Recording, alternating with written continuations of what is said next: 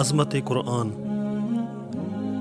حضرت عبداللہ بن عمر رضی اللہ عنہ نبی کریم صلی اللہ علیہ وآلہ وسلم سے روایت کرتے ہیں کہ آپ صلی اللہ علیہ وآلہ وسلم نے فرمایا، بے شک قرآن اللہ تبارک و تعالیٰ کو آسمانوں، زمینوں اور ان کے اندر موجود ہر ایک شے سے زیادہ پیارا ہے۔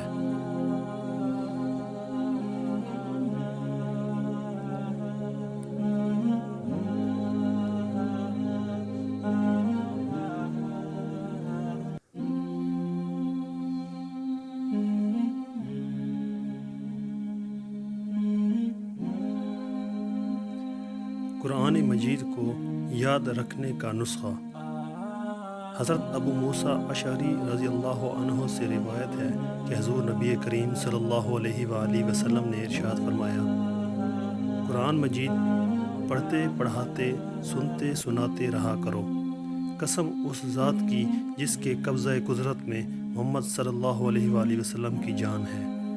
ذہن سے نکل جانے میں یہ اس اونٹ سے بھی زیادہ تیز ہے جو رسی سے بندھا ہوا ہو۔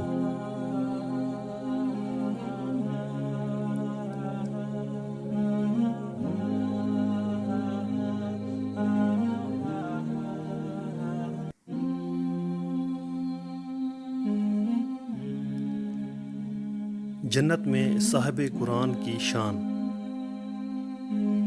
حضرت عبداللہ بن عمر رضی اللہ عنہ سے روایت ہے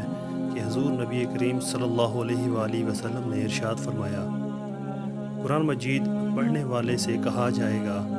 قرآن پڑھتا جا اور جنت میں منزل بہ منزل اوپر چڑھتا جا،